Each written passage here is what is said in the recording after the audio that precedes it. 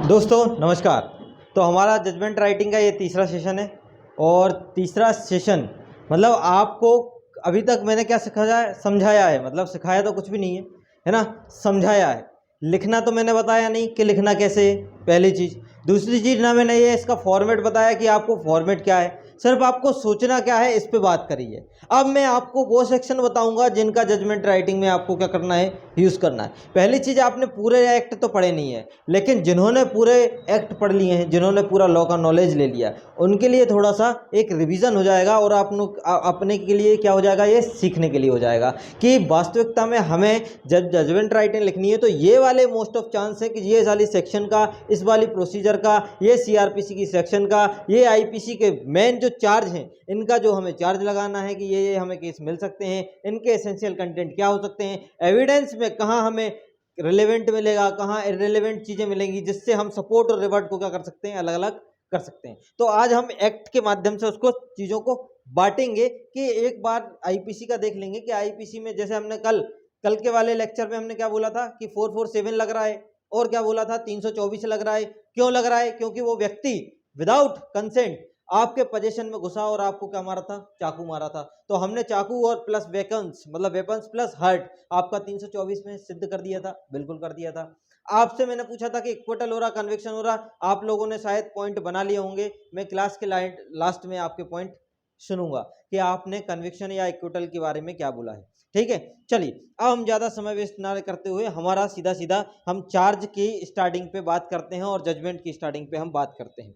सबसे पहले आपको ये नॉलेज होना चाहिए कि अगर कोई व्यक्ति, कोई जज क्या लगाता है, चार्ज लगाता है, तो वो जज कितने तरीके के हैं आपके सीआरपीसी।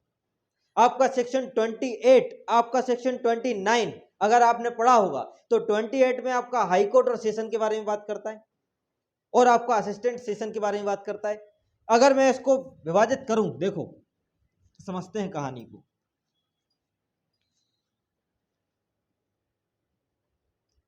इसको समझते हैं, देखो सबसे पहले आईपीसी पे बात नहीं करते हैं क्योंकि हर किसी की प्रोसीजर है और प्रोसीजर वो होती है जो न्याय दिलाने के लिए काम करती है। क्या दिलाने के लिए काम करती है?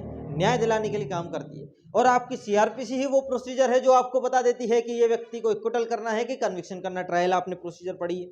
अब इक्विटल और कन्विक्शन पे जो सेक्शन लगेंगे वो आईपीसी में देखने मिलता है कि भैया हमें रीजनेबल क्या करना है, इसको पनिश करना है। जैसे किसी व्यक्ति ने क्या किया, 306 किया। क्या किया? 306 मतलब अबेटमेंट ऑफ सुसाइड। और सुसाइड की पनिशमेंट कहाँ है आपकी? 309 में है कि नहीं है? मतलब अबेटमेंट ऑफ सुसाइड की पनिशमेंट आपकी कहाँ है? 306 में। कहाँ है? 309 में क्या है इसकी पनिशमेंट और 306 में क्या है? क्लियर करो अभी। देखो 306 और 309 अभी क्लियर करो। ये रिमाइंडर घूमना चाहिए आप लोगों के दिमाग में एक बार।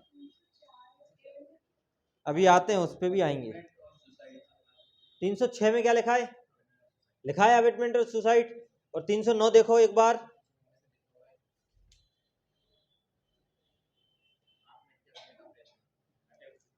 अटेम्प्ट टू मतलब सोचो, एक में अबेटमेंट ऑफ सुसाइड है और एक में आत्महत्या करने का प्रयत्न है, दोनों में अंतर है। एक की पनिशमेंट कितनी है? 309 की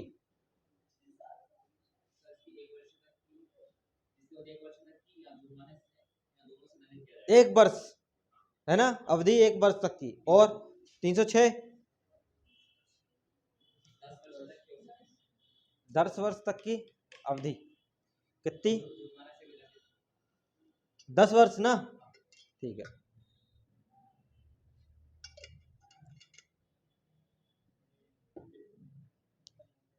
हाँ चलिए अब स्टार्ट करते हैं।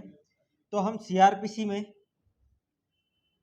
तो आपको क्या समझ में आ रहा? एक बोल रहा है कि यदि अटेम्प्ट हो गया सुसाइड का मतलब आप मरे नहीं, और एक अबेटमेंट ऑफ सुसाइड मतलब मरने के पूरे चांस बन गए उसमें कि आपने आत्महत्या करी।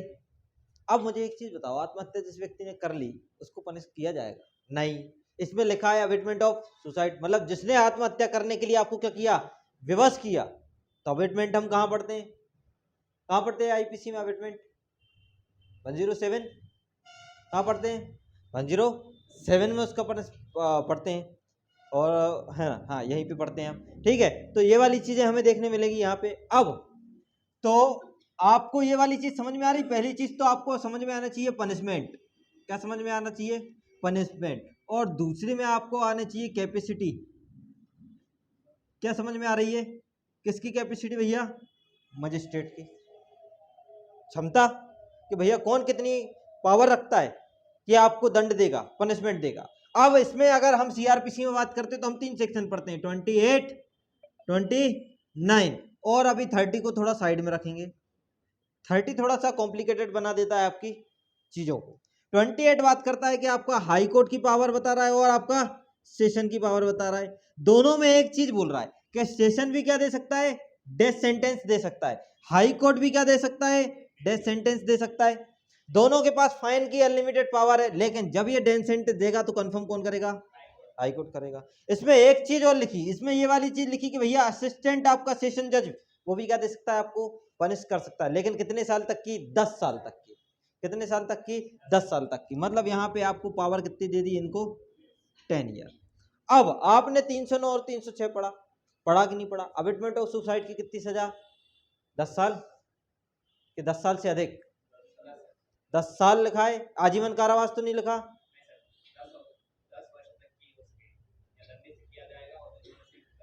है ना। मतलब दोनों चीजें लिखी, मतलब आपकी इसकी पावर बन सकती है, इसकी पावर असिस्टेंट सेशन जज की, तो आपकी सेशन जज की भी पावर बनेगी। बड़ा वाला तो दे ही सकता है ना, ठीक है।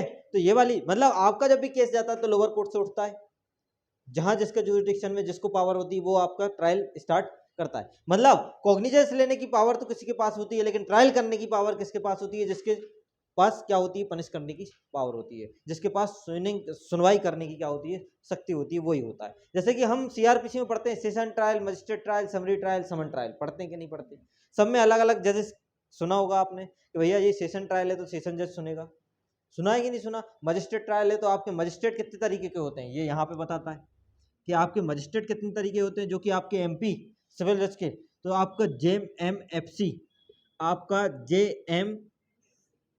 जेएमएससी और आपका कौन सा सीजेएम, इन तीनों की पावर कितनी है, इसकी 7, इसकी 1 और इसका जुर्माना 10,000, इसका जुर्माना 5,000, इसका जुर्माना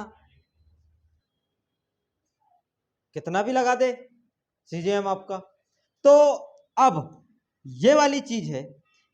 अब इसको थोड़ा सा कॉम्प्लिकेट करता है आपका सेक्शन 30। सेक्शन 30 ये बात करता है कि एक आईपीसी में सेक्शन पढ़ते हैं हम, सेक्शन 67। कौन सा सेक्शन पढ़ते हैं, सेक्शन 67। वो बात करता है कि हम पनिशमेंट को कितना करेंगे, 1/4। किसका करेंगे, पनिशमेंट का 1/4। लेकिन आपका सेक्शन 30 क्या बात करता है कि हम पनिशमेंट का कितना करेंगे, 1/4। मतलब उसकी पनिशमेंट इसकी पनिशमेंट में क्या अंतर है, एक अंतर है। पहली चीज, जो आपका सेक्शन 67 आईपीसी और आपका सेक्शन 30 सीआरपीसी, दोनों एक ही चीज है, लेकिन ये करता है आपकी मुख्य पनिशमेंट का नहीं, आपकी जो जज पनिशमेंट देता है इसका क्या करता है, 1/4 करता है। लेकिन ये आपकी मेन पनिशमेंट का क्या करता है, 1/4 करता है। मेन पनिशमेंट मतलब जैसे चोरी के केस में 3 साल की सजा है तो वो क्या करेगा, 3 साल का 1/4 करेगा। जैसे चोरी के केस में अगर किसी जज ने आपको पनिश किया कितने साल, 2 साल, तो 2 साल का 1/4 करेगा कौन, वो आईपीसी करेगा। कौन करेगा, वो आईपीसी करेगा। मतलब आपकी जो मेन पनिशमेंट है, जैसे चोरी के केस में मैक्सिमम सजा कितनी है, 3 साल है कि नहीं है। 379 पढ़ते हो अब आप, तो 3 साल लिखा है। तो अगर इनमें से किसी ने भी अगर कितनी दे दी आपको, 1 साल दे दी, और अगर 67 में जा रहा है तो इसका आप क्या करोगे, 1/4, इसका क्या करोगे आप, 1/4। तो निकाल लो आप। जेएमएफसी देता है ना 1 साल, लेकिन 1 साल दे सकता है, नहीं भी दे सकता है, क्योंकि 3 साल देने की पावर है, मतलब उससे कम दे सकता है, उससे ज्यादा नहीं दे पाएगा। तो जेएमएफसी मान के चलो 1 साल दिया, तो 1 साल का 1/4 निकाला हमने कितना, हाँ 1 साल 4 महीने, कि नहीं निकाला, ऐसे निकलेगा, नहीं निकलेगा ऐसा। आपका 12 कर दो इसको और 1/4 कर दो, तो आपका 3, ये देखो कितने महीने निकले, 3 महीने। मतलब आपको कितना, 1 साल 3 महीने। कहाँ पे, आपका पनिशमेंट पे। और मुख्य पनिशमेंट का तो आपका ये 12 दूनी 24 थी, 48, इसका कर दो 1/4, तो 4 एकम 4, 4 दूनी 8, मतलब आपका 3 साल के साथ 1 साल और एक्स्ट्रा हो जाएगा, 4 साल। अब भैया ये तो कॉम्प्लिकेटेड सिचुएशन हो गई। जेएमएफसी क्या दे रहा है आपको सजा? 4 साल दे रहा है। अगर आईपीसी के तहत चलते हैं 67 में, तो ये कितनी दे रहा है आपको? 1 साल 3 महीने। अब बताओ इसकी पावर ज्यादा है, 3 साल ही देने हैं, तो एक सेक्शन और आपको बचा लेता है 31। और 31 बोलता है कि भैया दुगने के बारे में। जब उसका सेक्शन 2 पढ़ते हो आप, सब सेक्शन 2 पढ़ते हो, तो वो क्या बोलता है आपको? इनको पावर है कि ये अपनी पनिशमेंट का क्या कर, अपनी पावर का क्या कर सकते हैं? दुगना कर सकते हैं। मतलब 3 का 6 हो सकता है, बिल्कुल हो सकता है। 1 का 2 हो सकता है, बिल्कुल हो सकता है। 7 का 14 हो सकता है। लेकिन उन्होंने कंडीशन बना दी कि भैया ये 14 साल से अधिक की पनिशमेंट किसी भी कंडीशन में नहीं दे पाएंगे। कितने साल? 14 साल से। ये वाली हमने यहाँ पे बात करी। अब ये 4 साल दे रहा है तो कोई दिक्कत नहीं, 4 साल दे सकता है। कौन? जेएमएफसी, क्योंकि इन्होंने बोल दिया 31 में पावर दे दी, खत्म बात। इतनी चीज कहानी क्लियर हुई। तो ये वाली अगर आपको आनी है, कौन सा जज लगेगा, कितनी पनिशमेंट देनी है, क्या कैसा लिखना है, ये आपको जजमेंट में आएगा काम। कहाँ आएगा काम? ये आपको बनाना है, इन सब चीजों को ध्यान में रखते हुए बनाना है। एक आएगा आपको, एक क्या बोलते हैं उसको, टेबल बनानी पड़ती है आपको। क्या बनानी पड़ती है जजमेंट राइटिंग में? टेबल। ठीक है, वो टेबल को, फॉर्मेट को आपको ऐसे जमाना है। कैसे जमाना है? ऐसे। और आपको ये चीज मन से करनी पड़ती है। कैसे करनी पड़ती है? मन से। मन से करने का मीनिंग ये है कि आपको लॉ पे कमांड होनी चाहिए। किस पे कमांड होनी चाहिए? लॉ पे। कि आपको लॉ समझ में आना चाहिए कि हम जो लिख रहे हैं वो सही तो जा रहा है कि नहीं जा रहा है। ज्यादा पनिशमेंट लगा दोगे, ज्यादा लगा लोगे, तो आप मूर्खता का परिचय दे दोगे उनको कि हम जजमेंट लिख रहे हैं कि मजाक कर रहे हैं। आप जजमेंट लिख रहे हो तो आपको ये पता होना चाहिए कौन से जज की क्या पावर होती है। आप जजमेंट रख रहे हो तो आपको ये पता होना चाहिए कौन सा जज कब फाइन लगा सकता है। आप जजमेंट रख रहे हो तो आपको ये पता होना है कि जज की पावर का 1/4 कब हो सकता है ना। तो ये वाली चीजें आपको ध्यान देनी है इसमें। आ जाइए आगे बढ़ते हैं अब थोड़ा सा। तो ये 3 सेक्शन लिख लिए कि नहीं लिखे सीआरपीसी में? लिखेगा नहीं? लिख लिए होंगे। और 31 पे अगर बात करें तो 31 में एक चीज और निकल के आती है। क्या निकल के आती है 31 में? क्या निकल के आती है सोनिया सेक्शन 31 में? कि भैया पनिशमेंट साथ साथ चलेगी कि एक के बाद एक। अगर लिखना भूल गए जज तो एक के बाद एक, अन्यथा साथ साथ चलती है। मतलब ये वाली चीज आपको लिखना है कि सजा के बाद एक या साथ साथ चलेगी, ये लिखना जरूरी है। ये मैंडेटरी है कि आपको लिखना ही पड़ेगा। ये आपको अपनी जजमेंट राइटिंग में क्या करना पड़ेगा? मेंशन करना पड़ेगा। ठीक है। प्रोवाइजो मैं आपको बता चुका हूं कि सीजीएम की पनिशमेंट देने की पावर 7 साल है, लेकिन 14 साल से अधिक वो दे नहीं सकता। पहली चीज क्लियर हो गई है। ठीक है। अब 14 साल से भी एक दिन ज्यादा का कारावास दिया तो वह क्या माना जाएगा? आजीवन कारावास। अगर 14 साल से अधिक सीजीएम ने अगर एक दिन ज्यादा कारावास दे दिया, एक दिन ज्यादा का भी इम्प्रिजमेंट कर दिया, तो वो क्या माना जाएगा फिर? आपका आजीवन कारावास।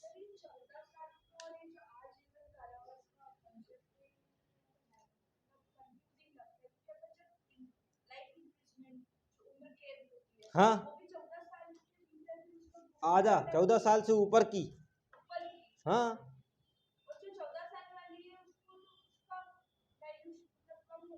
आधी लाइफ, मतलब सीधा सीधा लाइफ इम्प्रिजमेंट होती क्या है कि आपकी आधी आयु, आधी आयु।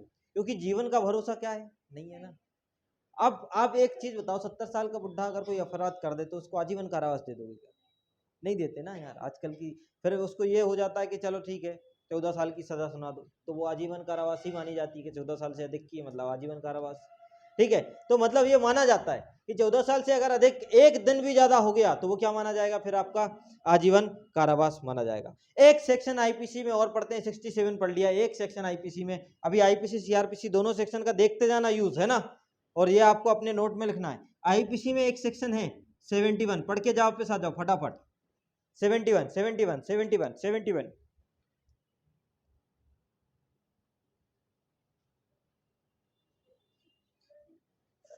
71 क्या बोल रहा है? 71 ये बोल रहा है कि भैया चाहे एक अपराध करो, चाहे एक या एक से अधिक अपराध करो, लगेगा तो एक ही सेक्शन। ऐसी बात कर रहा है क्या? देखो, अगर मैंने एक व्यक्ति का मर्डर किया तो भी मुझ पे कौन सा लगेगा? 302। अगर मैंने दूसरे व्यक्ति का मर्डर भी कर दिया तो भी मुझ पे कौन सा सेक्शन लगेगा? और अगर मैंने 10 व्यक्ति का भी मर्डर कर दिया तो भी मुझ पे कौन सा लगेगा? सेक्शन 302। मैंने एक ही टाइम पे मैंने एक ही दिन में 10 लोगों का मर्डर कर दिया, तो क्या मुझ पे अलग अलग 302 लगेंगे क्या? नहीं लगेंगे। मुझ पे 302 कौन सा लगेगा? एक ही लगेगा। कौन सा लगेगा? एक ही लगेगा। ठीक है, 71 सिर्फ इतनी बात कर रहा है, आपको लैंग्वेज समझने की जरूरत नहीं है, आपको कॉन्सेप्ट समझ में आना चाहिए कि मेन चीज ये है। ठीक है, मतलब अगर आपको जजमेंट राइटिंग में ऐसा कुछ दिख जाता है कि वो बोलता है कि मैंने 4 लोगों का मर्डर किया, तो आपको 4 बार 302 लिखने की जरूरत नहीं है। आप अगर एक बार भी लिख दोगे उन सबके नाम लिख के, तो भी आपका काम बन जाएगा। ठीक है, अब आगे बढ़ते हैं। एक सेक्शन आप जजमेंट राइटिंग में देखने मिलती है आपको 154। कौन सी? क्या है 154 CrPC? FIR, first information report, है कि नहीं है? एफआईआर, एफआईआर हमेशा किसकी होती है?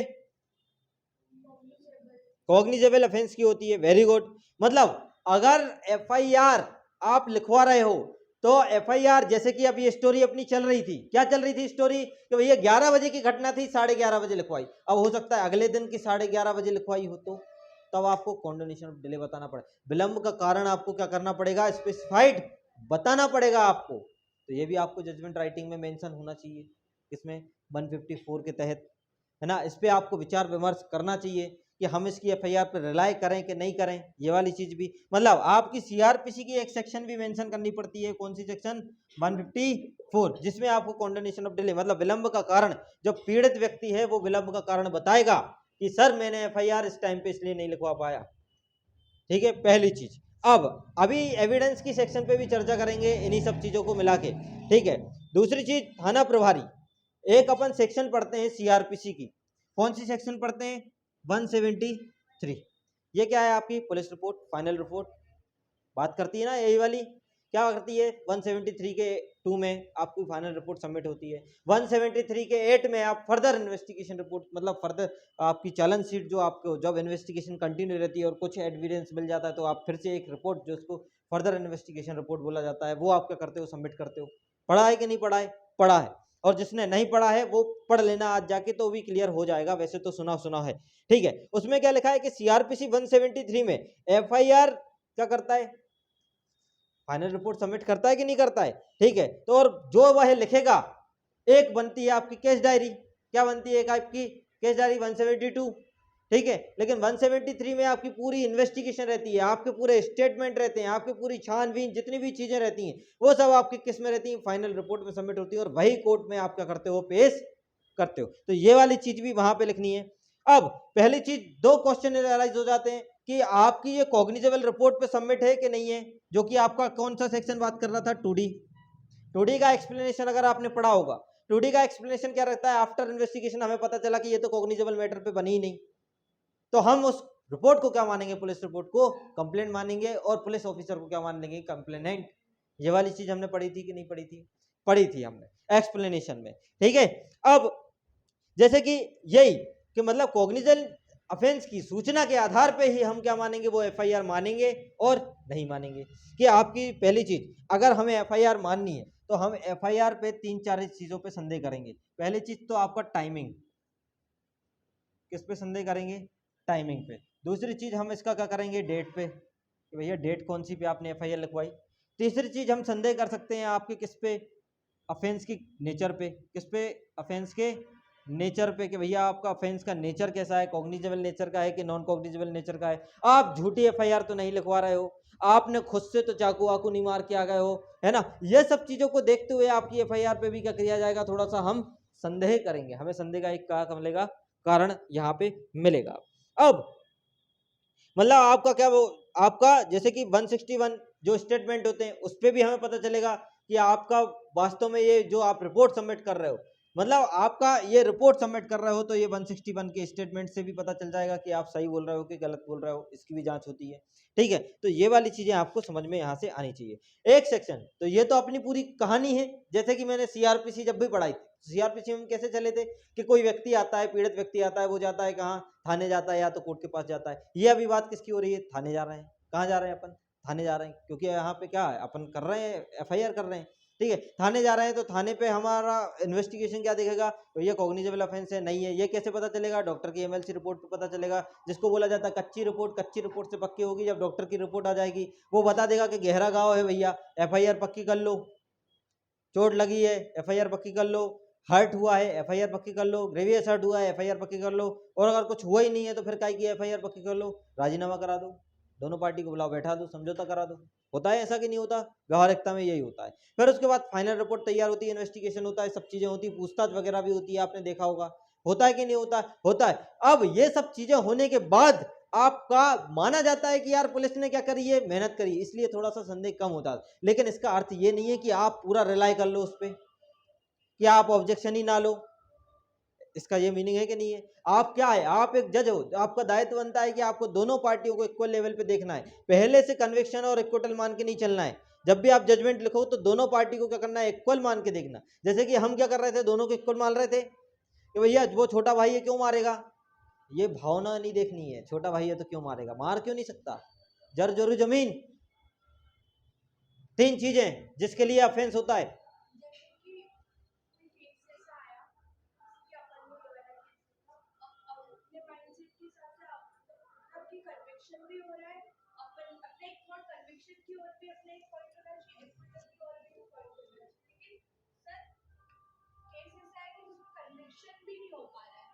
हाँ, ऐसा होता ही नहीं है,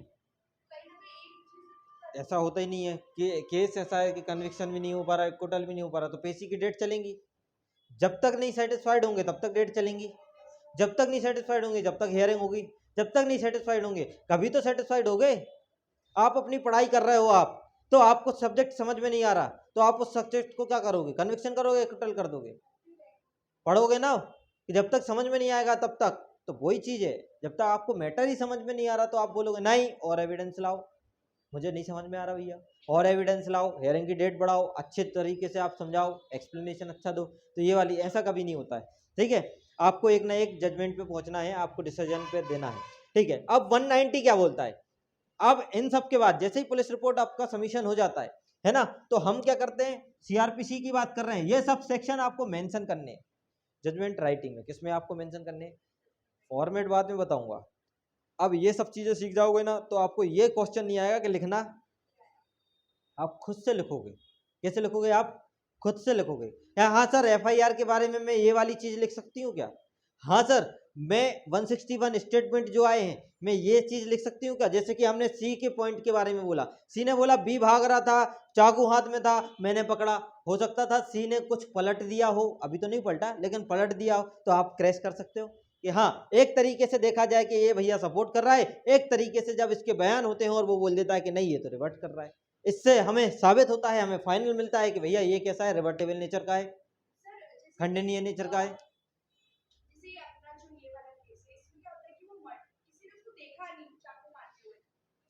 हाँ मैं मान रहा हूँ,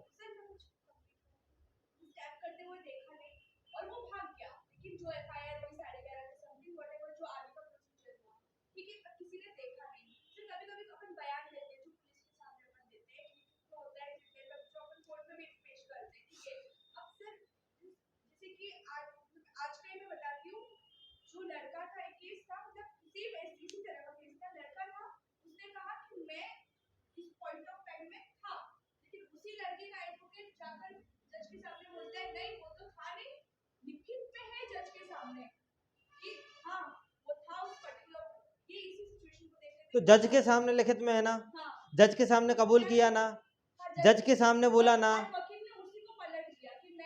जज के सामने बोला कि पुलिस के सामने बोला, पुलिस के सामने बोला तो फिर दिक्कत ही नहीं है, कोई दिक्कत नहीं, पुलिस के सामने लिखित में था। इंडियन एविडेंस एक्ट 25 में रिलेवेंट माना ही नहीं जाता, इसलिए वकील ने पलट दिया। अरे मैं तो बोल रहा हूँ लिखित में तो एफआईआर भी जाती है जज के पास, तो फिर जज के सामने जाके बोले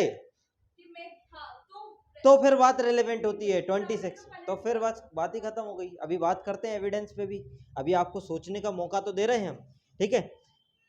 वकालत मैं करता नहीं हूँ लेकिन अपने लॉ पे तो थोड़ी ठीक ठाक चल रही है काम, है ना।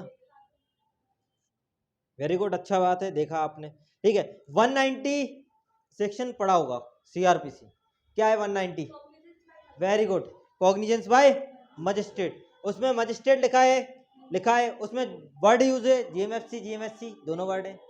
अरे बाकायदा है, सीजीएम पावर देता है जीएमएससी को कि वो कॉग्निजेंस ले, लिखा है उसमें, एनी मजिस्ट्रेट लिखा है कि नहीं लिखा है, तो फिर आपको डाउट ही नहीं होना चाहिए। आपने 1 2 3 आपने पढ़ा होगा, एक पुलिस रिपोर्ट पे होता है, एक आपका कंप्लेंट पे होता है। बात किसकी हो रही है यहाँ पे अपने सेक्शन में, अपने केस में पुलिस रिपोर्ट पे बात हो रही, तो कॉग्निजेंस कौन ले रहा है, अपना मजिस्ट्रेट ले रहा है। ठीक है, सेक्शन कौन सी लगाई, 324 लगाई। 324 में पनिशमेंट कितनी है जल्दी बताओ, फिर अपन मजिस्ट्रेट भी स्पेसिफाइड करते, क्योंकि अपन सेक्शन बनाते जा रहे हैं और अपन चार्ज उसके हिसाब से फेम करने हैं, क्योंकि अपन किसी भी जज का नाम नहीं लिख सकते।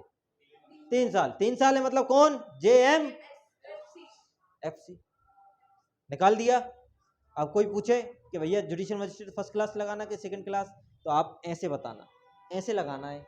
कैसे लगाना है, ऐसे लगाना है। हमने सब चीजें देखी, फिर हमने लगाया।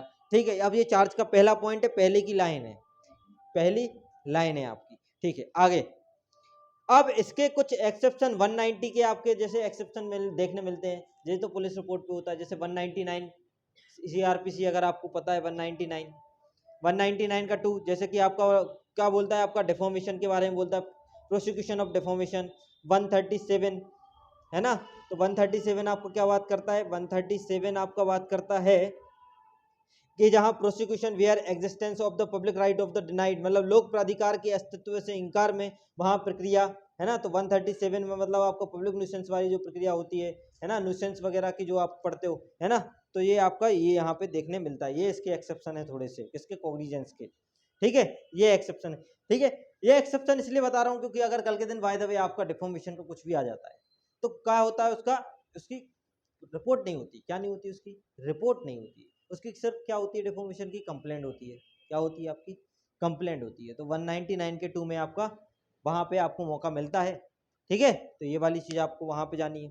ठीक है, अब संज्ञान कैसे लिया जाता है, कॉग्निजेंस कैसे लिया जाता है। जो ही चार्जशीट पेश होती है 173 के 2 की, चालन पेश हुआ और मजिस्ट्रेट क्या लेता है, हेयरिंग अपॉर्चुनिटी देता है कि नहीं देता है, बताओ कि ऐसा होता है। दो चीजें होती हैं, समझिए कॉग्निजेंस कैसे लिया जाता है।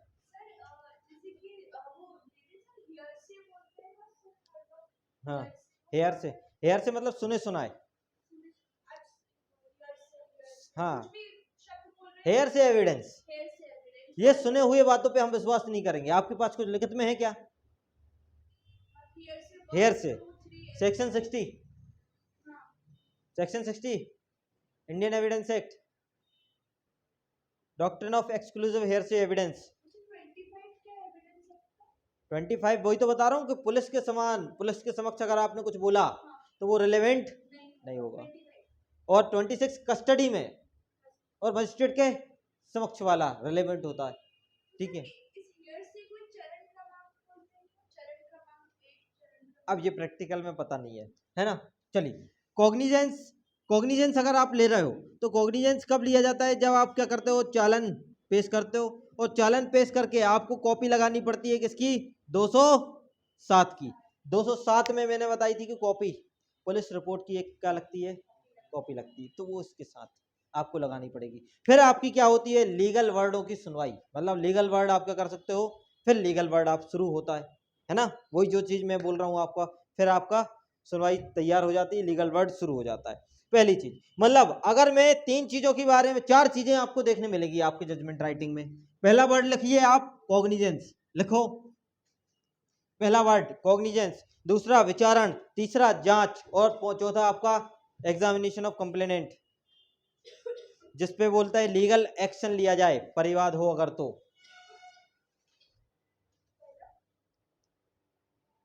पहला संज्ञान, कॉग्निजेंस।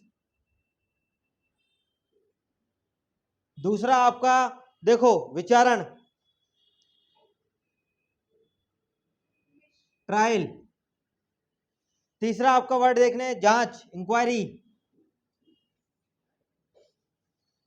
और आपका 200 का एग्जामिनेशन। अब ये देखो कैसे चलता है, मैंने आपको पहले भी बताया, कैसे बताया कि 2D से कहानी अगर स्टार्ट करोगे, अगर आप किससे कहानी स्टार्ट करोगे, 2D से कहानी स्टार्ट करोगे। जैसे कि 2D में आपने क्या करी, कंप्लेंट करी। अब जैसे ही आपने क्या करी, कंप्लेंट करी, तो कंप्लेंट में 191 के आपके ए में परिवाद पे होता है, कॉग्निजेंस लिया। कॉग्निजेंस लेने के बाद होता है 200 का एग्जामिनेशन। 202 में आपका हो जाता है इंक्वायरी के लिए तैयार। ये वाली चीज यहाँ पे आपको समझ में आनी चाहिए। अगर सेम इसी तरीके से 2R पुलिस रिपोर्ट तैयार होती है 173 के 2 में जाती है 191 के 191 के बी में आपको पुलिस रिपोर्ट पे कॉग्निजेंस हो जाता है। कॉग्निजेंस लेने के बाद फिर 200 पे आपका एग्जामिनेशन होगा, उसके बाद आपकी कार्रवाई 200 में चली जाती है, 202 में चली जाती है, ऐसा होता है, बिल्कुल होता है। उसके बाद 202 में नहीं जाके ये कहाँ होती है 156 के 3 में आपको क्या होता है, पावर होती है मजिस्ट्रेट को, वो री इन्वेस्टिगेशन करा सकता है, प्रॉपर इन्वेस्टिगेशन भी करा सकता है। ये कहानी कुछ इस तरीके की आपकी चलती है। लेकिन ये कंप्लेनेंट का एग्जामिनेशन होता है, किसका एग्जामिनेशन, परिवाद पे परीक्षा। परिवाद पे क्या होती है, परीक्षा, मतलब आपके परिवाद पे लीगल एक्शन लिया है अगर परिवाद किया हो तो। लेकिन ये तो क्या है, पुलिस रिपोर्ट, मतलब आपका सीधा सीधा यहाँ पे आपको कहानी देखने मिलेगी। समझ में आ रही बात कि नहीं आ रही? इस तरीके से पूरी बात चलती है, ठीक है। अब 203 क्या बोलता है आपका, देखिए 203 क्या बोल रहा है, 200 पे आ गए, 203 पे क्या आ गए, 203 क्या बोल रहा है आपका, 203 बोलता है डिस्मिशन ऑफ कंप्लेंट। किसके बारे में बात कर रहा है, डिस्मिसल ऑफ कंप्लेंट के बारे में, कि अगर आपकी कंप्लेंट को क्या कर दिया, डिसमिसल कर दिया। तो पहली चीज, एक चीज याद रखना, 203 में डिसमिसल ऑफ कंप्लेंट के अलावा आपको मिलता है केस नंबर 203। 203 में लिखा जाता है आपका केस नंबर, और 203 में केस नंबर मतलब जैसे कि 17/21, 24/21, इस तरीके से आपका लिखा जाएगा। कोर्ट नंबर होता है, किसमें आता है आपका, कोर्ट नंबर आता है। क्राइम नंबर भी किसमें आएगा आपका, इसी में आ जाएगा। मतलब जब भी आप ये वाली चीज लिखते हो, 202 में इन्वेस्टिगेशन हो जाती है, 202 में आपका इंक्वायरीज हो जाती है, इंक्वायरीज हो गया, 156(3) में आपका इन्वेस्टिगेशन हो गया, ठीक है। तो फिर आपका चीजें देखी जाएंगी कि आपकी कंप्लेंट पे हम भरोसा करें कि नहीं करें। कंप्लेंट की बात कर रहा हूँ अभी, किसकी बात कर रहा हूँ, कंप्लेंट की, इसकी कंप्लेंट की, पुलिस रिपोर्ट की नहीं, कंप्लेंट की बात कर रहा हूँ। तो 203 में डिसमिसल ऑफ सूट की बात देखी जाएगी कि भैया सफिशिएंट ग्राउंड नहीं है, तो रीजन रिकॉर्ड करके हम क्या करेंगे, इसका डिसमिस कर देंगे। अब समझिए, अब आपका ये तो था 191 के बी की प्रोसीडिंग, किसकी थी, 191 के बी की प्रोसीडिंग। जैसे कि आपका कोर्ट नंबर भी आ गया, 202 का आपका हुआ, आपके सफिशिएंट ग्राउंड मिल रहे थे, तो आपके सफिशिएंट ग्राउंड मिले तो भैया आपका केस नंबर भी आ जाएगा इसी में, आपका कोर्ट नंबर भी आ जाएगा इसी में, और आपका कौन सा नंबर आ जाएगा, क्राइम नंबर भी आपका किस में आ जाएगा, इसमें आ जाएगा। और क्राइम नंबर किसका होता है, क्राइम नंबर कौन का बताता है, पुलिस।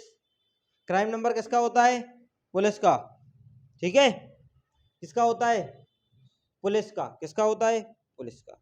ये वाली चीज आपको थोड़ी सी यहाँ पे ध्यान देनी है। तो अभी तक की कहानी क्लियर हुई कि नहीं हुई, हमने दो भागों में इसको पढ़ा है, देखो मिक्स हो गया होगा, एक बार फिर क्लियर करता हूं। 191 का ए, 191 का बी और 191 का सी, ये वाली कहानी हमारी चल रही है। 191 के ए में पुलिस रिपोर्ट है कि कंप्लेंट है, बताइए,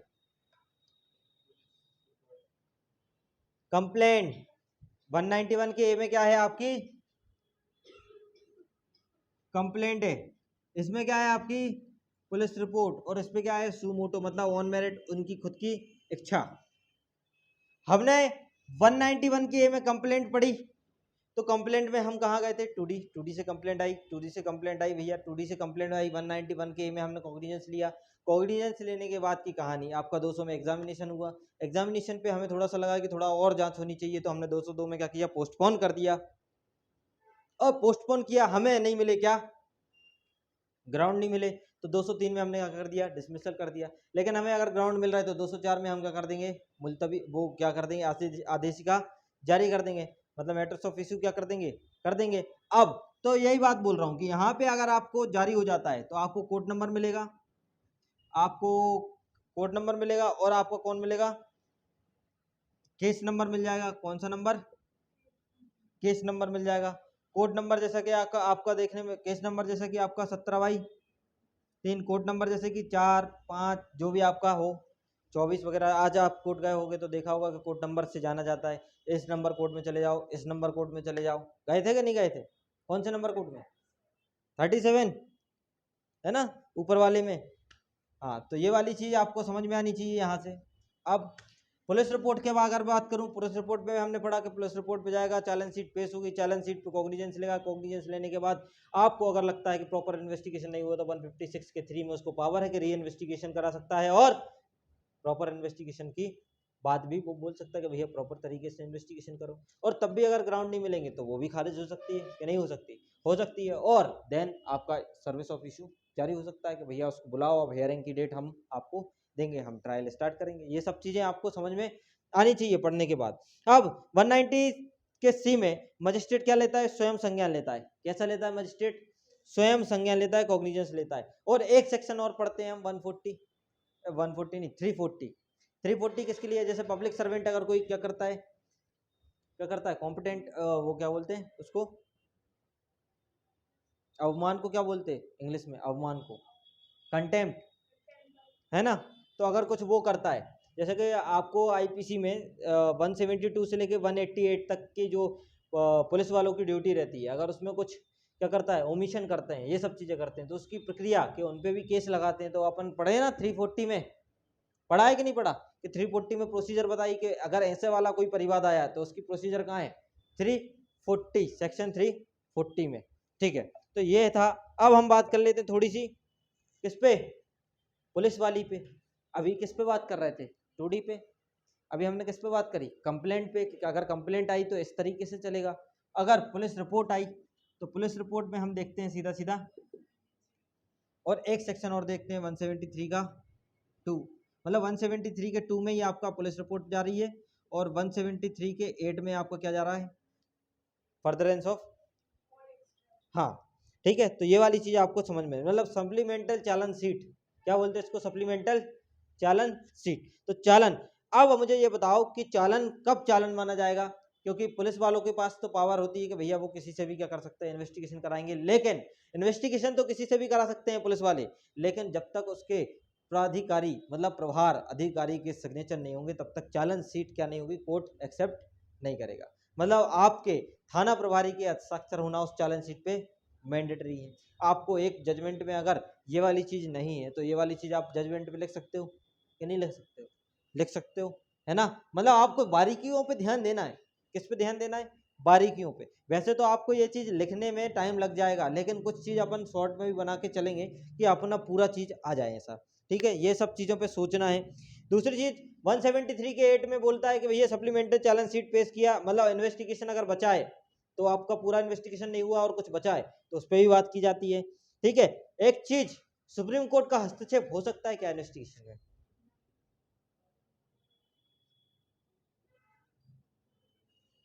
जैसे कि अगर किसी अदर व्यक्ति बोला कि सबऑर्डिनेट पुलिस ऑफिसर ने क्या किया, इन्वेस्टिगेशन किया, और यह चीज आपको पता है, और उस पर सिग्नेचर है किसके, थाना प्रभारी के, और अगर आप ये वाला डिफेंस लेने गए कि सर इन्वेस्टिगेशन तो दूसरे पुलिस ऑफिसर ने किया जिसको थाना प्रभारी था ही नहीं वो, और सीआरपीसी में तो लिखा है सर थाना प्रभारी ही क्या कर सकता है, इन्वेस्टिगेशन कर सकता है, और अगर आपने ये वाला डिफेंस किया तो सुप्रीम कोर्ट हस्तक्षेप कर सकता है क्या, नहीं कर सकता।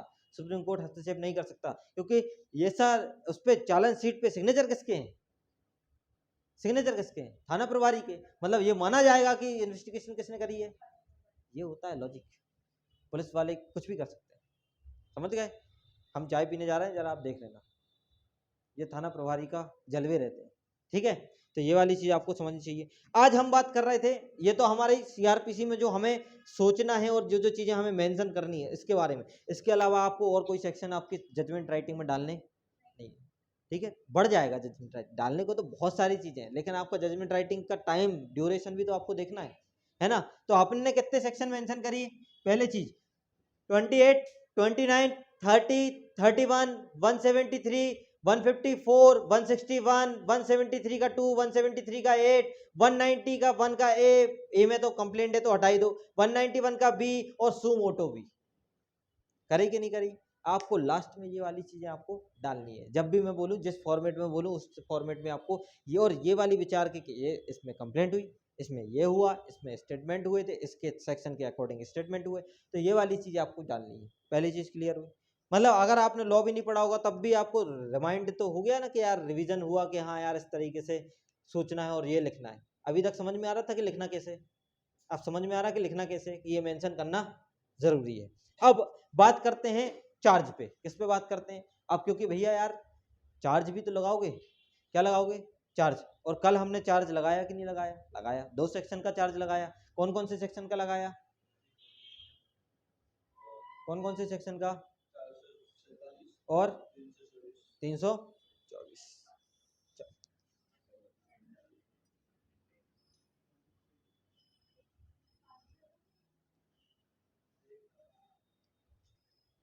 देखो 211 खोल ले, अपनी सीआरपीसी अगर नहीं है तो भी सुन लो, याद तो होगी, और जिसको नहीं है तो वो मुझे देख ले। 211 में जब हम पढ़ते हैं, 211 में कितने पॉइंट हैं, 8। अभी कुणाल होता तो फटाफट सुना देता कि नहीं, कि सर इसमें ये है, इसमें ये है, इसमें ये है, इसमें ये है। आज लिख लो 211 में पहला पॉइंट लिखो, मतलब पॉइंट मत लिखो, जो 211 में आपको चार्ज में मेंशन करना है, ठीक है। 211 से लेके कहां तक का हम पढ़ते हैं, 224 तक हम पढ़ते हैं। अपराधों का संयोजन भी, मतलब आरोप का संयोजन, चार्ज का आपको संयोजन पढ़ने भी मिलता है, आपको उसी में मिलता है। 219 से आपको पढ़ने मिल जाता है 224 तक, और 211 से लेके 218 तक भी हम ये वाली बात कर लेते हैं आपकी, ठीक है। तो इस तरीके से पूरा आपको बनाना है। जैसे कि 211 में आपका जो चार्ज बात करता है। अच्छा एक चीज और, जो आप लगा रहे हो चार्ज, वो दो जगह आपको चार्ज मिला, एक 2B में चार्ज पढ़ते हैं और एक इसमें चार्ज पढ़ते हैं, तो दोनों में ये वाला चार्ज किसके बारे में बात करते हैं, ये वही है जो 211 से 270 तक लगता है। कौन सा, आरोप में, जो आपको चार्ज वास्तव में चार्ज लगाना है और जिसके 10 नंबर आपको जजमेंट राइटिंग में दिए जाते हैं, ये वही चीज है। समझ में आ रही बात को। अब देखो चार्ज में आपका पहला चीज आपको लिखना है डेट, दूसरी चीज आपको लिखना है टाइम, तीसरी चीज आपको लिखना है प्लेस, चौथी चीज आपको लिखना है विक्टिम का नाम। किसका नाम भैया, विक्टिम का नाम भी लिखना है। पांचवी चीज आपको लिखना है उस अपराध की तारीख, अपराध करने की तारीख भी, मतलब अपराध की तारीख।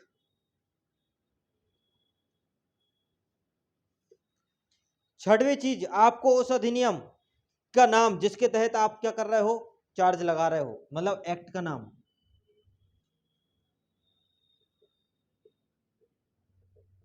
सातवीं चीज आपको लिखना है, क्या लिखना है बताओ, जिस धारा के तहत आप क्या लगा रहे हो, चार्ज लगा रहे हो, वो लिखना है आपको। एक्ट का नाम मतलब धारा का नाम भी लिखना है, इसी एक्ट का नाम और धारा का नाम, जिस सेक्शन का आप क्या लगा रहे हो, चार्ज लगा रहे हो, ये चीज आपको लिखनी है। लिखनी है कि नहीं लिखनी है, लिख लो एक बार। 464। अब चार्ज में अगर कोई दिक्कत हो जाती है, चार्ज फ्रेमिंग में अगर कोई दिक्कत हो गई, कोई गलती हो गई, कोई एरर हो गया, तो कौन सा सेक्शन आपको बताता है कि अगर कोई एरर भी हो गई ना तो आपका चार्ज इनवैलिड नहीं होगा। क्या समझा जाएगा, वैलिड समझा जाएगा। वो सेक्शन कौन सा था, वो सेक्शन मतलब रीड विथ आपको करना है 464। इसका भी थोड़ा सा आपको बचाओ, अगर लगे हेल्प लगे कहीं कि आपको लिखना है, आप लिख सकते हो कि हो सकता है कि रमेश की जगह मुकेश, मुकेश की जगह रमेश, 323 की जगह 324, 24 की जगह 323। अभी मैं बताऊंगा कैसे क्या होता है ना। अगर कोई एरर भी बनती है तो भी आपका चार्ज विधिमान्य समझा जाएगा, अविधिमान्य नहीं समझा जाएगा।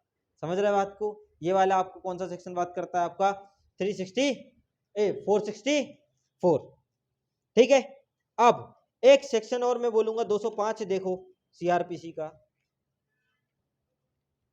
205 क्या बोल रहा है सीआरपीसी का, बुक लेके नहीं आए हो, क्या लिखा है भैया, आपको डिस्पेंस करने की बात बोल रहा है कि पर्सनल अटेंडेंस से क्या करेंगे हम, डिस्पेंस कर देंगे, कि आप पर्सनल अटेंडेंस से आपको क्या बनेगा, डिस्पेंस मिल जाएगा। और आप एक सेक्शन और देख लीजिए 215 भी, 215 देखो, 215 भी आपको क्या बोलता है, इफेक्ट, गलती का प्रभाव, किसके बारे में बात करता है, वो भी इफेक्ट और एरर। मतलब न्यायालय किसी भी आरोप में अगर गलती कर दिया या अभियुक्त तो बुलावे में पड़ गया तो न्याय नहीं हो पाया या तो वह तात्विक नहीं है तो वह चार्ज क्या हो जाएगा आपका।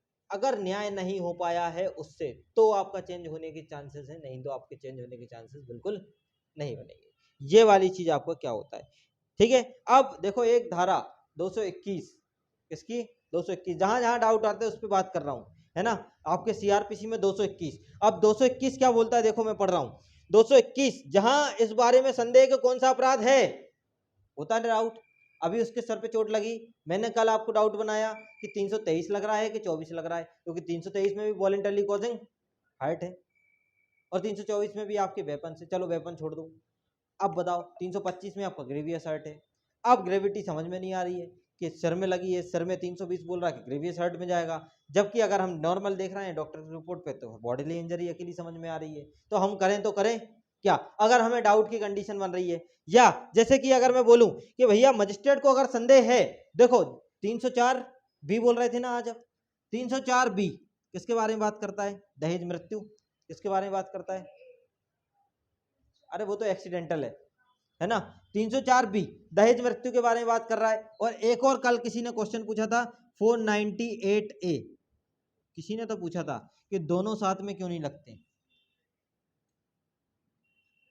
दोनों साथ में क्यों नहीं लगते, ये किसी ने पूछा था कल मुझसे कि सर अगर 498 का मैटर है, अगर उनके परिवार वालों ने बहुत सारा प्रताड़ित किया है उस व्यक्ति को और उस चक्कर में उसने क्या कर दी, आत्महत्या कर ली, क्या कर ली उनने, आत्महत्या कर ली, किससे, प्रताड़ित होकर।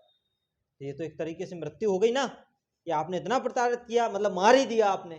तो अब ये दोनों सेक्शन क्यों नहीं लग रहा है, या तो दोनों लगने चाहिए, लगने चाहिए कि नहीं लगने चाहिए, या तो दोनों लगने चाहिए या तो दोनों नहीं, एक दोनों में से एक लगने। अब ये डाउट है किसको, मजिस्ट्रेट को डाउट है, ठीक है। मतलब 306 या मर गई या किसी और ने मारा, मर गई या तो किसी और ने मारा। अगर वो व्यक्ति, जैसे कि दोनों में डाउट है, 304 बी में जाएगा या 498 में जाएगा, तो इसको थोड़ा सा पढ़ लो। 321 में क्या बोल रहा है, अगर भैया डाउट है, क्या भैया अगर डाउट है तो क्या बोल रहे हैं कि हम सबका लगा देंगे, हमें जिस जिसमें डाउट होगा हम सब लगा देंगे। हम 498 ए भी लगा देंगे और 304 बी भी लगा देंगे, या उनमें से एक भी हम लगा सकते हैं जिनकी ग्रेविटी क्या हो सकती है, ज्यादा हो सकती है। दोनों की बात बोल दी। आपको लग रहा है कि आप दोनों लगा दो तो दोनों लगा दो, कोई दिक्कत नहीं। अगर आपको लगता है कि ग्रेविटी इसकी ज्यादा है तो ये अकेली सेक्शन लगाओ ना, और पुलिस वाले अकेले यही लगा। और कल वो इसलिए बोल रहा था, अब मुझे बात समझ में आ रही कि प्रैक्टिकली ये वाली चीज समझ में आ रही, समझ में आई बात को। दूसरी चीज,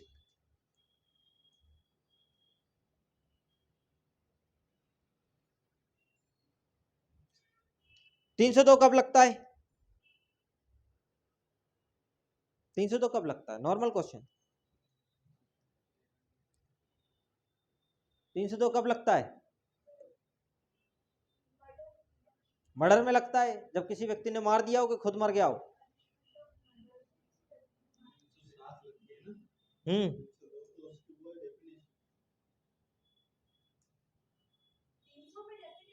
मेरा एक क्वेश्चन, चलो इसको समझ लिया, डाउट, डाउट 200 कितने पे बात कर रहा हूँ, 21 पे ना, हाँ सीआरपीसी की सेक्शन 221 पे बात हो रही है।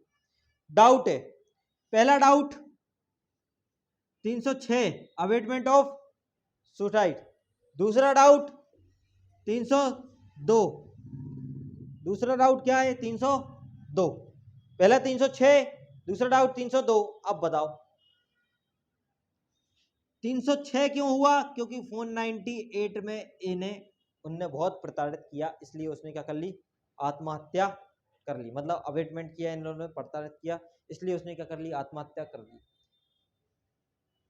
498 में ए में इतना प्रताड़ित किया, मार मार के उसको क्या कर दिया, मार दिया।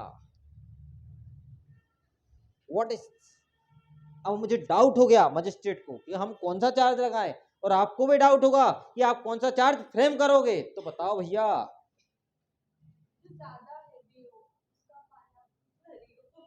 जिस जो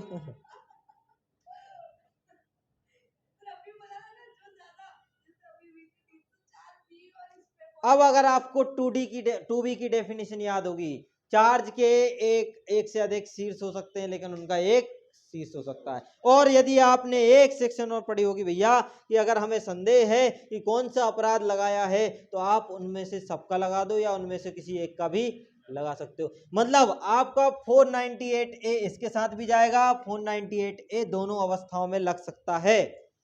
किसमें लग सकता है? दोनों अवस्थाओं में लग सकता है। और दो अपराधों का एक साथ चार्ज लगा सकते हो कि नहीं लगा सकते हो? ऐसा दो अपराध हैं, दो अपराध का एक साथ चार्ज लगा सकते हो। जो आपका टीवी टू भी बात करता है, उनमें से एक को हम शीर्ष मान लेंगे, उनमें से एक को हम क्या मान लेंगे? शीर्ष मान लेंगे। देखो पूरी आपकी सीआरपीसी की लैंग्वेज पे चल रहा है ना, कुछ अलग दिख रहा है क्या आपको? अगर आपने पढ़ा हो लॉ तो, लॉ नहीं पढ़ा होगा तो कोई मतलब ही नहीं उस चीज का। पढ़ा नहीं होता तो जजमेंट राइटिंग समझ में आती क्या? नहीं आती। देखो फिर भी मैं रिवीजन इसलिए करा रहा हूं क्योंकि आपको सोचना तो ऐसा ही है। ये सोचने की तरीके हैं, रटने के तरीके नहीं है। ठीक है, रटना तो है ही फिर। ठीक है, अब 221 का दो देखो क्या लिखा है, उसमें लिखा है सेम अपराध। किसके बारे में बात करता है? पहली चीज 221 का दो ये बोल रहा है कि हम भैया जब लगाएंगे कि दोनों में एक ही चीज समझ में आ रही ना, व्यक्ति क्या हो रहा है? मरण अवस्था में जा रहा है, चाहे आत्महत्या करके मर रहा है, चाहे 302 के तहत मर रहा है। लेकिन मतलब अपराध का नेचर कैसा होना चाहिए? सेम। अगर अपराध का नेचर सेम है तो फिर आप लगा सकते हो, अन्यथा नहीं लगाओ। तो ये वाली कंडीशन भी आपको 221 के दो में देखने में ले जाएगी कि भैया डाउट की कंडीशन में ये मीनिंग नहीं है कि आप ऐसा नहीं है कि दोनों के साथ लगा दो।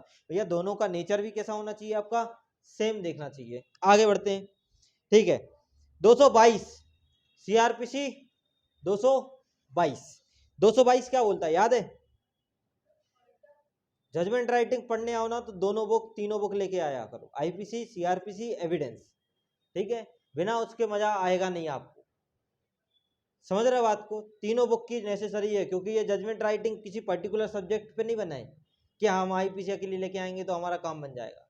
आपको वर्डों का चयन कैसे आएगा? सीखने से आएगा। आपको वर्डों का चयन कैसे लिखोगे? लिखने से लिखोगे। ठीक है, तो अब 222 क्या बोल रहा है? 222 बोल रहा है भय अपराध जो साबित हुआ और आरोप अपराध के अंतर्गत है। मतलब सीधी सीधी बात, जिस अपराध को प्रूफ कर दिया उसका चार्ज लगाओगे, जिसका प्रूफ नहीं हो पाया उसका चार्ज लगाओगे नहीं। जैसे कि अभी हमने जो स्टोरी चल रही है हमारी, सिर पे चोट लगी, साबित हुआ एमएलसी, डॉक्टर ने साबित कर दिया ना, सर पे चोट लगी, गंभीर लगी, हर्ट लगी, हर्ट हुआ, ग्रेवियस हर्ट तो नहीं हुआ, ये साबित हो रहा है। हो रहा कि नहीं? एमएलसी रिपोर्ट से साबित हो रहा है। हो रहा कि नहीं हो रहा? हो रहा है। ठीक है, अगर मान के चलो ये नहीं बोलते, अगर ग्रेवियस हर्ट बोल देते और बीच में एक बोल देते कि इस वाले सर पे, इस वाले राइट हैंड पे हर्ट हुआ, इस वाले पे नॉर्मल हर्ट हुआ, प्रोसिक्यूशन स्टोरी में बोल देते, एविडेंस में बोल देते नहीं इस वाले में ज्यादा हुआ, इस वाले में कम हुआ, अब डाउट लग गया। तो अब जो सा प्रूफ हो जाएगा तो 222 के तहत आपको जो प्रूफ होगा आपको वो चार्ज लगाना है। ठीक है, आपके चार्ज मेकिंग में, आपको चार्ज में ये सब चीज सोचनी है। और चार्ज आप प्रोसिक्यूशन स्टोरी, एविडेंस स्टोरी पढ़ के आप चार्ज बना पाओगे, ऐसे नहीं बना पाओगे। मन से चार्ज थोड़ी बनेगा। आपको ये वाली कहानी पढ़नी पड़ेगी जो आप 2 पेज रख के बैठे हो ना, ये वाली चीज आपको पढ़नी पड़ेगी। ठीक है, मतलब आप बड़ा अपराध के लिए आरोप लगा सकते हो और छोटे अपराध के लिए आप सजा दे सकते हैं।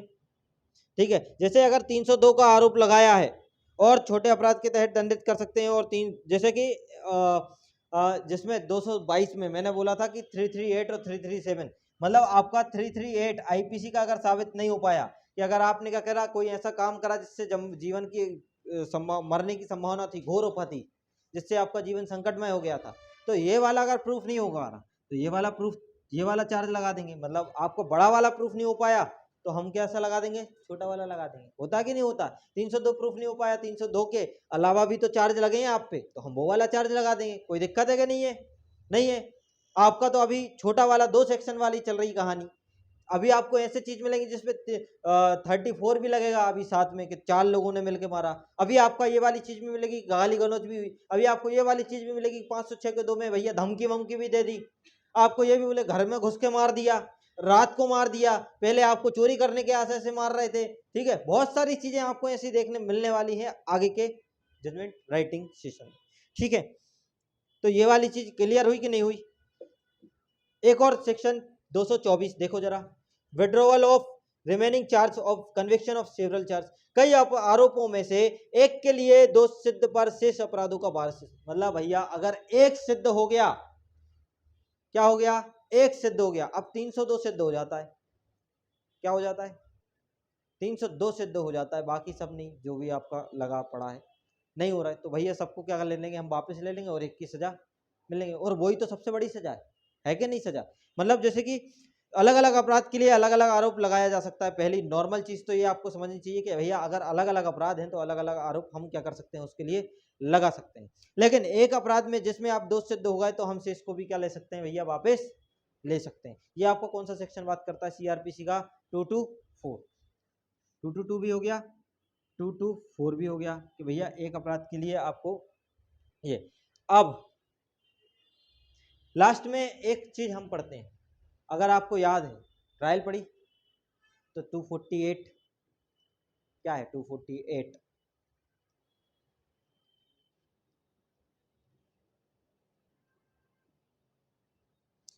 248 का 2 जरूर लिख लेना, 248 का 2, इसका 248 का 2 सीआरपीसी, जो कि बात करता है कि यदि किसी मजिस्ट्रेट ने अभियुक्त के दोषी होने पर, किसके दोषी होने पर, एक्यूज पर्सन के कन्विक्ट होने पर मजिस्ट्रेट धारा 325 याद है, सीजीएम को क्या करता है, वो कमिटल करता है, ट्रांसफर करता है, तो ये वाली चीज आपको क्या करनी पड़ेगी भैया, लिखना पड़ेगा। यदि आप सीजीएम को नहीं दे रहे हो वो वाला एक्यूज पर्सन को दोषी होने की इंफॉर्मेशन, एक्यूज पर्सन के दोषी होने पर मजिस्ट्रेट को 325 में सीजीएम को देना पड़ता है। अगर आप नहीं दे रहे हो तो आपको लिखना पड़ेगा, किसमें लिखना पड़ेगा, आपको ये वाली चीज मेंशन करनी पड़ेगी आपके जजमेंट राइटिंग में कि हम भैया 325 के सीजीएम पे कमिटल नहीं करते। 325 और देख ही लो, कोई डाउट की कंडीशन नहीं रहनी चाहिए। देखो 325 क्या लिखा है, हेडिंग पढ़ देता हूँ। 325 लिखा, प्रक्रिया जब मजिस्ट्रेट पर्याप्त दंड का कठोर आधार नहीं, मतलब अगर जेएमएफसी कौन लगा रहा है पनिशमेंट अपने उसमें, जेएमएफसी लगा रहा है कि नहीं लगा रहा, जेएमएफसी लगा रहा कि नहीं लगा रहा है, पहली चीज 3 साल की सजा है ना, तो जेएमएफसी लगा रहा कि नहीं लगा रहा। अगर मान के चलो जेएमएफसी मान के चलो नहीं लगा रहा, जेएमएससी लगा रहा होता, क्योंकि वो अपने दंड का दोगुना कर सकता है, लेकिन अभी तो पनिशमेंट 3 साल है। मान के चलो कोई ऐसा ऑफेंस है जिसमें भैया वीक वाल जो मजिस्ट्रेट है उसकी कैपेसिटी नहीं बन पा रही, उसकी कैपेसिटी नहीं बन पा रही, और उसने आपकी ट्रायल भी सुन ली गलती से, तो भैया फिर वो क्या करेगा, पर्याप्त कठोर दंड नहीं दे पा रहा है तो वो किसको लिखेगा फिर, कि अभियुक्त दोषी होने पर, अभियुक्त क्या है, कन्विक्ट है, अभियुक्त क्या है, कन्विक्ट है, इसने मारा है ये मुझे पता है, लेकिन मैं क्या नहीं, इसको पनिश करने की पावर नहीं रख पा रहा हूँ, तो फिर भैया 335 में आपको 325 में आपको एक प्रोविजन है सीआरपीसी में कि आपको सीजीएम को क्या करना पड़ेगा, फॉरवर्ड करना पड़ेगा। किसको फॉरवर्ड करना पड़ेगा, सीजीएम को। लेकिन अगर आप फॉरवर्ड नहीं करते तो आपको लिखना पड़ेगा, आपको क्या करना पड़ेगा भैया, लिखना पड़ेगा। ये वाली चीज आपको ध्यान देनी है यहाँ पे 325 में, किसमें देनी है आपको, थोड़ा सा अगर ये वाली चीज अगर आपको जजमेंट में लिखने मिलती है, ठीक है, तो आपको 325 देखना है, वहां पे जेएमएफसी और जेएमएससी भी आपको देखने मिल जाएगा। अब 360 में आपका लाभ नहीं मिल रहा है, ये वाली चीज भी आपको लिखना पड़ेगी कि भैया 360 का लाभ नहीं मिलता, प्रोविजन 360 जैसे भर्त्सना वगैरह, 360 भी पढ़ देता हूँ एक बार, ये सब आपको अपने जजमेंट राइटिंग में मेंशन करनी है। ऐसा मत सोचना कि यार ये क्या चल रहा है, ये वही चल रहा है जो आपकी जजमेंट राइटिंग में आपको सेक्शन मेंशन करनी है, और लिखते जा रहे सेक्शन के नहीं लिखते जा रहे, 325 लिख लो, भले आप अभी प्रोविजन देखो, जब मैं फॉर्मेट समझाऊंगा वो बात अलग है, लेकिन आपको जब मैं फॉर्मेट लिखवाऊंगा ना तो आपको खुद समझ में आ जाएगा कि सर ने ये चीज बढ़ा दी और ये चीज आपको बताई है कि हमें ये मेंशन करना है। हो सकता है कि 2 अपराधों में से जो साबित होगा उसका चार्ज लगाओगे, बाकी सबको निगलेक्ट कर दोगे, तो आप लिखो ना वो चीज, आप सेक्शन मेंशन करो ना, क्यों नहीं कर रहे, करना पड़ेगा, और लॉ के हिसाब से जजमेंट लिखोगे तो गलत होगा ही नहीं, कोई उंगली नहीं उठाएगा, बस आपका थोड़ा सा टाइम का थोड़ा सा आपको मैनेजमेंट स्पीड बढ़ानी पड़ेगी, ठीक है। 360 देखो, 360 क्या बोल रहा है, 360 बोल रहा है भैया गुड फेथ, आपका भैया किसके बारे में, गुड कंडक्ट आफ्टर, हाँ ये बोल रहा है आपका कि भैया आपका न्यायालय परिवीक्षा या भर्त्सना पर छोड़ देने का आदेश, मतलब अगर आपको इसका लाभ नहीं मिल रहा कि छोड़ने का, आपको रिलीज करने का बात करता ना 360, या आपको गुड कंडक्ट था इस चक्कर में हम छोड़ रहे हैं, अगर इसका लाभ नहीं मिल रहा है तो भी आपको लिखना पड़ेगा अपनी जजमेंट राइटिंग में, मतलब 360 के बारे में भी आपको लिखना है। आगे 446 देखो, सिक्योरिटी के बारे में बात करता है। 446 सीआरपीसी, लिखते जाओ, शकल मत देखो। और ये सब एक बार पढ़ के आना घर से अपने अपने, ठीक है, पढ़ के आना। जितना सेक्शन है इन लोगों ने लिख लिया है, जैसे राजेश ने अच्छा लिखा है, राजेश का ले लेना आप, है ना। हाँ, वीडियो तो रिकॉर्ड हो ही रही है, ठीक है। तो 446 प्रतिभूति पर आपका छोड़ा जाना, फिर से दंड के प्रश्न पर अभियुक्त को सुनेगा। मतलब अगर आपको सिक्योरिटी ले ली किसमें, 446 में सीआरपी, ठीक है, तो फिर अगर हमने आपसे बॉन्ड सिक्योरिटी ले ली तो हम आपको, अगर पनिशमेंट का प्रश्न बन रहा है कि आपका पनिशमेंट कितना है, 3 साल है, हमें 2 साल देना चाहिए, आपका पनिशमेंट 3 साल है, हमें 4 साल देना चाहिए, तो हम आपको फिर से सुनेंगे, हम आपको क्या करेंगे, फिर से सुनेंगे। तो ये वाली चीज भी आपको मेंशन करनी पड़ेगी कि हम सिक्योरिटी पे छोड़े गए थे और हमें फिर से सुना गया, और इसलिए हमें फिर क्या किया गया, कन्विक्ट या एक्विटल किया गया। जो भी आपका जजमेंट राइटिंग बोले उस हिसाब से काम करेंगे। ये तो सिर्फ मैं अकेला बता रहा हूं। एक सेक्शन आपको मेंशन करना पड़ता है आपके जजमेंट राइटिंग में सीआरपीसी का ही, 357। कौन सा, 357। देखो जजमेंट राइटिंग अलग अलग तरीके से पढ़ते हैं लोग, अलग अलग तरीके से। कुछ लोग पहले फॉर्म सीख लेते हैं, कुछ लोग पहले उसका स्ट्रक्चर सीख लेते हैं। आपको सीखना है ओपिनियन, आपको सीखना है सेक्शन का लगाना, आपको सीखना है उसकी अंडरस्टैंडिंग, आपको सीखना है कि हर चीज का वेरिफिकेशन कैसे करना चाहिए, और ये आप सीख रहे हो। मैं आपको एक हफ्ते में भी फॉर्मेट सिखा सकता हूँ, आपको एक दिन में भी फॉर्मेट सिखा सकता हूँ, मैं आपको हर चीज घंटे में भी सिखा सकता हूँ, लेकिन आपकी विचार, आपकी सोच डेवलप कैसे कर सकता हूँ, जब मैं आपको बार बार इसी चीज पे बताऊंगा, बार बार इसी चीज को सिखाऊंगा, बार बार आपको ये सेक्शन रिमांड कराऊंगा, तब तो आप लिखोगे ना इसके बारे में। नहीं लिखोगे तो जजमेंट राइटिंग में पेज कैसे भरोगे। ये 2 पेज का जजमेंट है, आपको 12 पेज लिखना पड़ता है। आपको एप्रिसिएशन, अभी तो एप्रिसिएशन आपने नाम ही नहीं सुना होगा, है ना। क्रमबंधन, मार्शलिंग आपने नाम ही नहीं सुना होगा, फाइंडिंग आपने नाम ही नहीं सुना होगा, है ना। प्ली, गिल्टी आपने नाम ही नहीं सुना होगा। तो बहुत सारी चीज़ें ऐसी हैं कि जो अभी मैंने छुपा के रखी हैं, क्योंकि आप लोग एलएलबी के स्टूडेंट, अगर आपने पूरा लॉ पढ़ लिया होता, एविडेंस पढ़ लिया होता, आईपीसी पढ़ ली होती, सीआरपीसी पढ़ ली होती, तो थोड़ा सा मैं प्रोसीजर आगे बढ़ाता। लेकिन अब मुझे तो आप लोगों को सिखाना है ना, और सिखाने के हिसाब से ऐसी काम करना पड़ता है। तो ये उन लोगों के लिए ज़्यादा फायदेमंद है जिनका लॉ रनिंग चल रहा है। और लोगों के लिए हो सकता है बोरिंग हो ये लेक्चर कि जिनने लॉ पढ़ लिया हो, नो डाउट हो सकता है बोरिंग, लेकिन उन लोगों के लिए फायदेमंद हो सकता है जो ललक रखते हैं कि हमें ये चीज़ सीखना है, ठीक है। तो ये वाली चीज़ यहाँ से थोड़ी सी बात करते हैं। अब एक सेक्शन आपका सीआरपीसी में 357 किसकी बात कर रहा है, और कल बात होगी एविडेंस पे। अभी हमने आईपीसी पे, आईपीसी देखो, आईपीसी पे तो मैं इंपॉर्टेंट सेक्शन बता दूंगा कि आपको इस चीज़ का चार्ज आपको फ्रेम करना है, लेकिन उसके पहले मुझे आपको फॉर्म बताना पड़ेगा ना। जब तो आप चार्ज बना के लाओगे, फॉर्मेट बताना पड़ेगा। जब तो आप बाकायदा, मैंने फॉर्मेट तो आपको बता ही दिया है कि आपको ये चीज़ें मेंशन तो करनी है आपके चार्ज में, ठीक है। थोड़ा थोड़ा आपको डिटेल में बताते जा रहा हूँ कि चार्ज में क्या मेंशन करना है ना। और अभी चार्ज में नहीं, जजमेंट राइटिंग की थोड़ी सी ज़्यादा बात हो रही है कि आपको जजमेंट राइटिंग में क्या लिखना है ना। चलिए 357 स्टार्ट करते हैं। क्या बोलता है फिर 357, ये भैया बात करता है आपका ऑर्डर पे टू कंपनसेशन।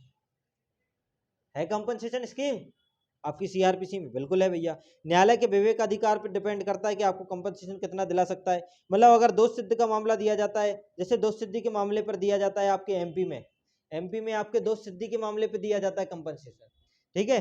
लेकिन जो धारा 325 है, धारा 325 में नहीं दे सकता। लिख लो ये वाली चीज कि भैया दोष सिद्धि के मामले में आपके दिया जाता है क्या, कंपनसेशन 357 का।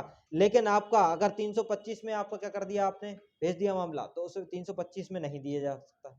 ये वाली चीज आपको लिख लो। 304 पढ़ के आना जरा, 304 304 पढ़ा है ना, कल्पेबल होमोसाइड की पनिशमेंट, पढ़ा है कि नहीं पढ़ा। 304 देखो एक बार, 304 लीगल एड, सीआरपीसी में लीगल एड के बारे में बात करता है कि भैया आपको लीगल एड मिलेगा। अगर आपको लीगल एड मिलेगा, आप मर गए भैया, सब चीज़ें हो गई, तो भैया आपको फिर कंपनसेशन भी दिलवाएंगे। क्या दिलवाएंगे, आपके एलआर को। आपको 304 ए में है, देखो एक बार 304 में कुछ मामलों में अभियुक्त को राज्य सरकार की व्यय पर विधिक सहायता मिल रही ना आपको, पर्याप्त साधन नहीं है आपके पास तो लीगल एड आपको दिलवाना, सही तो बोल रहा हूँ मैं?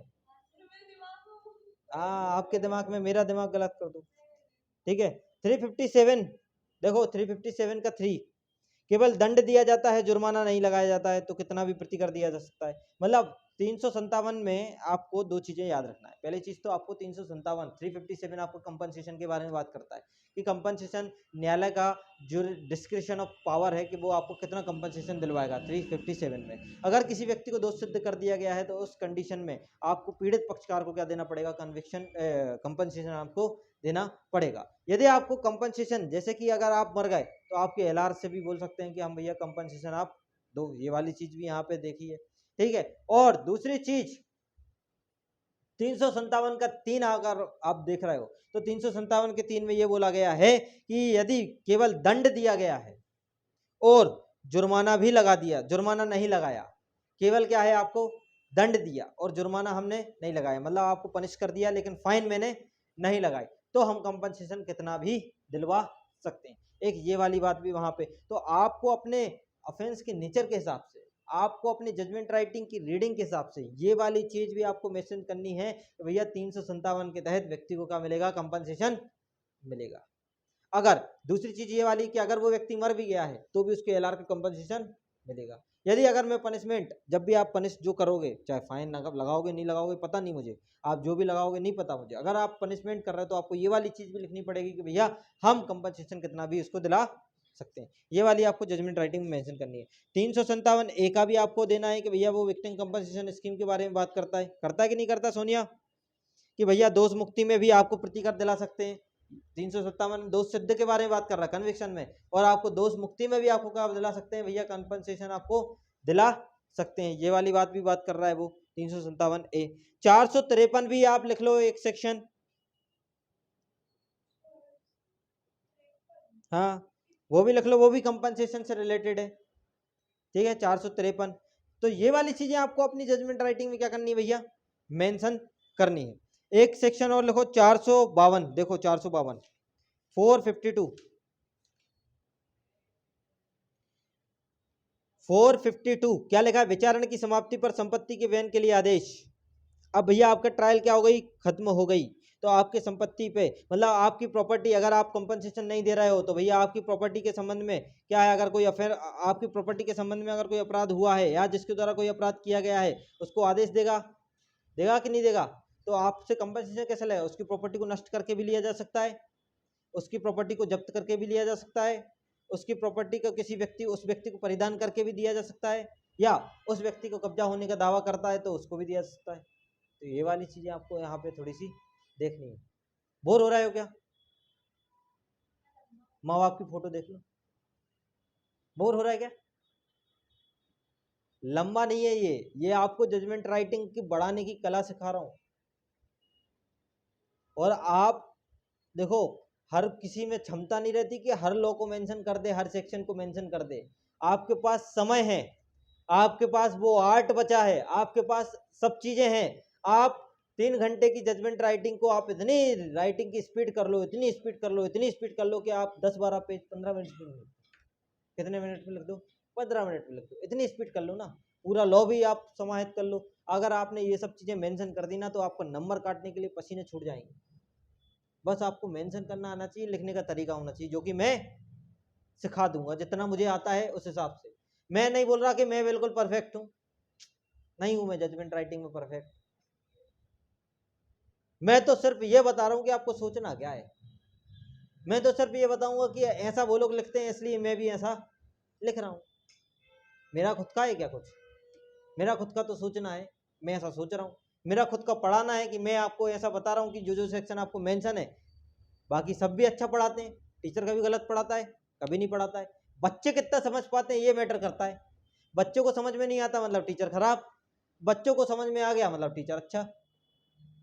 यही तो होता है, कोई व्यक्ति पढ़ा रहा है, ऐसा ही तो होता है। क्यों, टीचर खराब भी होते हैं क्या? तो बच्चे की बुद्धि पे तो डिपेंड होता है ना यार, उसकी बात उसके दिमाग में घुस रही कि नहीं घुस रही, है ना। चलो 452 नष्ट, जब्त, अधिकृत, ये सब चीजें समाप्त करके आपको हकदार व्यक्ति को दिलाई जाएगी, लौटा दी जाएगी। ठीक है। अपील या पुनरीक्षण में यदि ये वाली चीज आती है तो आपको वापस भी कर दी जाएगी। ठीक है। आपको और क्या लिखना है, चोरी के मामले में संपत्ति वापस करते हुए ये भी लिखना है आपको, 352 452 की चीज लिखनी है। मजिस्ट्रेट यदि संपत्ति को वापस करता है, पुलिस वाले नहीं कर सकते, मजिस्ट्रेट ही ये वाली चीज देखो लिखते जाओ। इसमें 452 में आपको क्या दिखाना है भैया, आपको संपत्ति का डिस्पोज करके उसको कंपनसेशन दिलाना पड़ेगा, आपको उसकी प्रॉपर्टी को वापस देना पड़ेगा अगर कब्जे में थी। यदि आपकी चोरी की कोई प्रॉपर्टी है तो चोरी की प्रॉपर्टी को पावर है दिलाने का सिर्फ मजिस्ट्रेट का, पुलिस वाले का नहीं है। मजिस्ट्रेट का ऑर्डर जारी होता है, भैया उसको क्या दिलाओ, वो प्रॉपर्टी वापस दिलाओ। तो ये वाली चीजें आपको ध्यान देनी है ना। अगर आपकी प्रॉपर्टी मान के चलो उसने नष्ट कर दी, तो अगर आपको प्रॉपर्टी से वो कंपनसेशन नहीं दे रहा तो उसकी प्रॉपर्टी को नष्ट करके दिला दो, उसकी प्रॉपर्टी को अटैच करके दिला दो, कब्जा करवा के दिला दो, सेल करके दिला दो, कुछ भी करके दिला दो, लेकिन ये आपको 400 इसमें आपको देखना है। ठीक है। और अगर कोई भैया हथियार है तो हथियार किससे मिलेगा आपको, कलेक्टर के थ्रू, कलेक्टर को वापस कर दिए जाएंगे, है ना। तो फिर वहां से आपको लेना है। तो ये वाली चीजें आपको लिखता ऐसा जाता है कि भैया कि जो हथियार वथियार जब्त होते हैं, हथियार मिलता है किसी, हथियार चाहिए वापस नहीं चाहिए। चाकू जब्त हुआ, चाकू वापस मिला, क्यों मिलेगा यार, उससे मर्डर हुआ है ना, वो तो रखा जाएगा। ये वाली चीजें आपको मतलब उसको क्या किया जाएगा, सीधा सीधा नष्ट, उसको क्या किया जाएगा, नष्ट। और नष्ट वाली चीज कहाँ लिखी है, 452। मतलब आपका 452 का उद्देश्य क्या है, किसी भी चीज को आप किसी भी व्यक्ति को अगर कुछ आपको दिलाना है तो उस व्यक्ति की नष्ट करके, जब्त करके, अधिकृत करके सरकार को राजसात हो जाएगी, सरकार के पास चली जाएगी वो प्रॉपर्टी, और हकदार व्यक्ति को वो चीज जो नेसेसरी चीज है उसको दिला दी जाएगी। ये आपकी 452 का क्या है, ऑब्जेक्ट समझ में आता है। ठीक है। 451 और देख लो, अगर लंबित विचारण के दौरान आदेश दिया जाता है कि भैया अगर विचारण क्या चल रहा है, पेंडिंग में चल रहा है, लेकिन वो प्रॉपर्टी उसको आपको दिलानी है, ठीक है, या वो दिन नहीं मिल पा रही तो उसकी प्रॉपर्टी को जब्त कर लो या नष्ट कर दो, कोई भी चीज। ठीक है। 428 और देख लो, इंपॉर्टेंट है 428।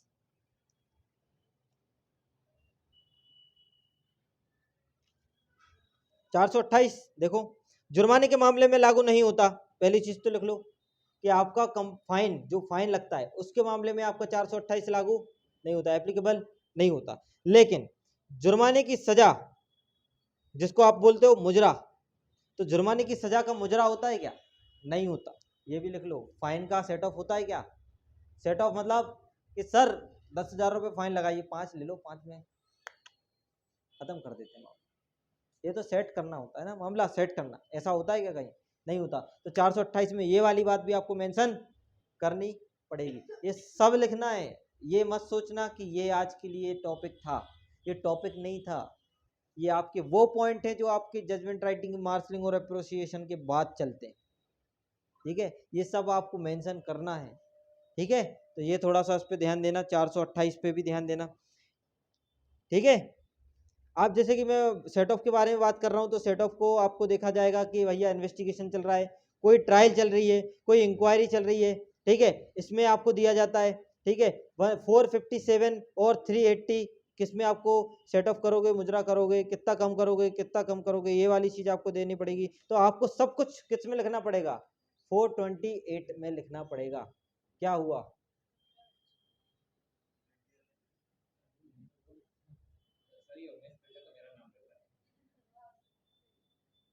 मैं थका नहीं हूँ, आप लोग थक गए यार। कल बुक लेके आना, नहीं तो धुएं उड़ जाएंगे। ठीक है, एक बार फिर अपन थोड़ा सा ऑफलाइन करके इसको समझा दूंगा कल में। ठीक है, कि आपको समझ में आना चाहिए कि 428 ए मैंने क्यों 428 क्यों मैंने यूज़ किया है। 428 में मैंने इसलिए यूज़ किया कि यदि आपको मृत्युदंड में, आपको आजीवन कारावास में, लाइफ इम्प्रिजमेंट में अगर दिया है तो 428 में आपको लिखना ही पड़ेगा। ठीक है, ये वाली चीज़। अपराध में अगर आप माइनस करोगे तो एक अपराध में यदि आपको, एक अपराध में मतलब आप किस में सेट ऑफ कर रहे हो, ये वाली चीज आपको लिखनी पड़ेगी। किसमें आप सेट ऑफ नहीं कर रहे हो, ये वाली चीज लिखनी पड़ेगी। जनरल रूल तो ये है कि जुर्माने में मामले में अगर ओनली फाइन आपको दिया है तो उसमें सेट ऑफ होगा क्या, नहीं होगा। लेकिन फाइन के साथ अगर पनिशमेंट है, पनिशमेंट के साथ अगर फाइन है तो उसमें सेट ऑफ करने की कंडीशन बन सकती है। ओनली फाइन में आपका सेट ऑफ नहीं हो पाएगा। ये चीज आपको लिखनी पड़ेगी सेट ऑफ के बारे में। ठीक है, किसमें 428 में।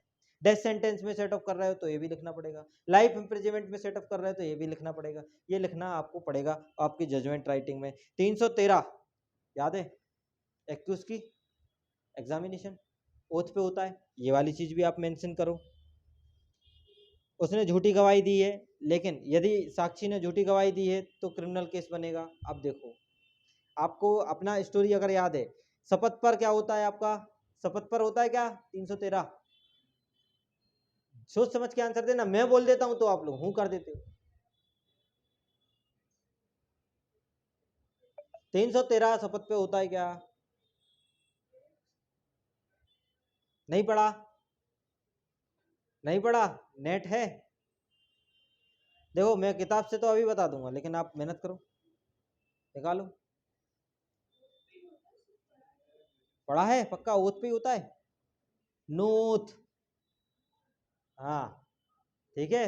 आपका प्री का क्वेश्चन निकलता है ये कि नोथ, ओथ पे नहीं होगा, किस पे नहीं होगा, ओथ पे नहीं होगा। ये वाली चीज मतलब आपका कन्फेशन किस पे नहीं होता है, ओथ पे नहीं होता है। इसलिए आप अगर कन्फेशन कर लेते हो, जैसे कि अगर व्यक्ति खुद आके बोले कि सर मैंने मर्डर किया है, क्या किया मैंने, मर्डर किया है, तो आपको क्या कर देंगे, दोष सिद्ध कर देंगे क्या, नहीं, आपकी चलेगी वैसे जैसे इंक्वायरी चल रही है, जैसे ट्रायल चल रही है। साहिल खान का केस सबने देखा, चाकू मारा, कर देते कन्विक्शन, कर देते, फांसी की सजा टांग देते, इतनी दरिद्रता से मारा, वेरी है ना, रेयरस्ट ऑफ रेयर केस में डाल देते उसको, कर देते कन्विक्शन, नहीं करा।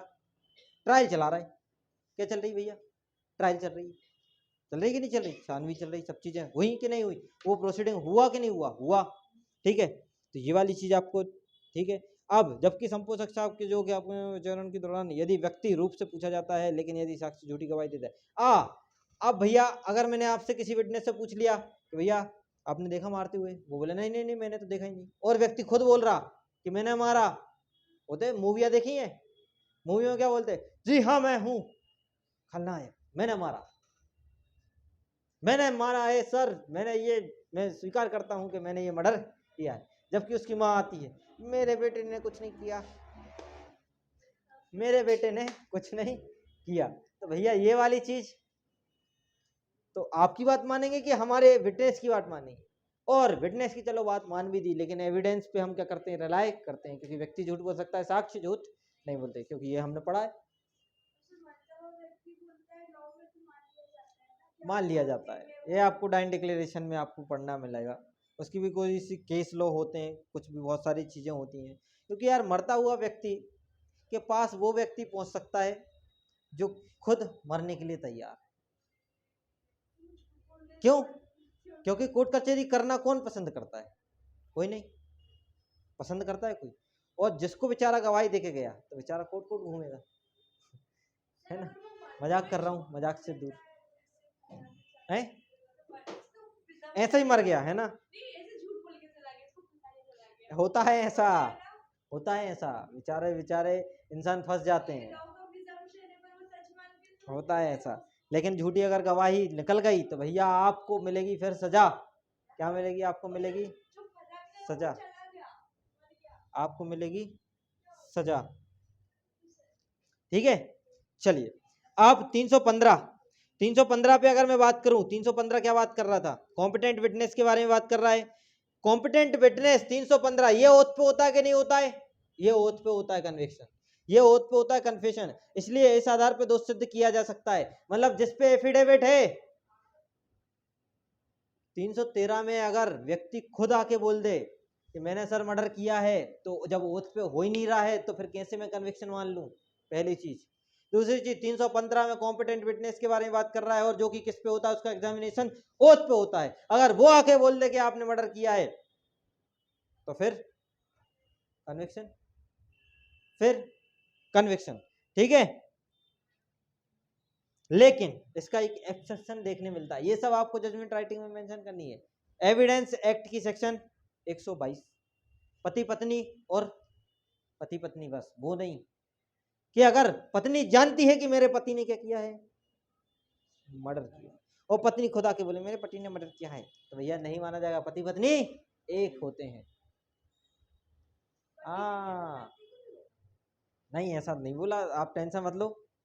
ठीक है, पत्नी ने किया तो पति को थोड़ी, अरे नहीं ऐसा नहीं। ठीक है, तो ये हमारी सीआरपीसी में इतना चीज हमें क्या करनी है, देखनी है। किसमें देखनी है? सीआरपीसी में। तो सीआरपीसी का आपको कितनी सेक्शन पे बात करी? बहुत सारी सेक्शन पे बात करी। कितनी सेक्शन पे बात करी आज? बहुत सारी। आधी सीआरपीसी हो गई क्या आज? मेन हो गई है, जो आपको जजमेंट राइटिंग में लिखवानी है, जो आपको जजमेंट राइटिंग में आपको जो लैंग्वेज बनवानी है वो। अभी कल बात होगी एविडेंस पे, आपकी बात होगी रिलेवेंसी पे, आपकी बात होगी कॉन्स्पिरेसी पे, आपकी बात होगी भैया सेम ट्रांजेक्शन सीरीज पे, आपकी बात होगी 117 पे, आपकी बात होगी आपका विटनेसेस पे बात होगी, आपकी बात होगी किस पे, आपके पति पत्नी पे भी बात होगी। ये भी जरूरी है। हर एक पति का एक पत्नी होती है, जब भी उसको पति नाम दिया गया है ना, है ना, कि पति नाम आया कहाँ से? क्योंकि हर एक पति की पत्नी होती है, इसलिए उसको पति बोल दिया। क्योंकि पति की एक पत्नी होती है, इसलिए पत्नी बोला। देखो, पति का नाम पति इसलिए है क्योंकि पति कभी लखपति नहीं बन पाता, क्योंकि पत्नी इतना खर्चा करा देती है। ठीक है इसलिए वो ठीक है, चलो बंद कर दो, नहीं तो वो लोग हंसेंगे यार कि यार ये सर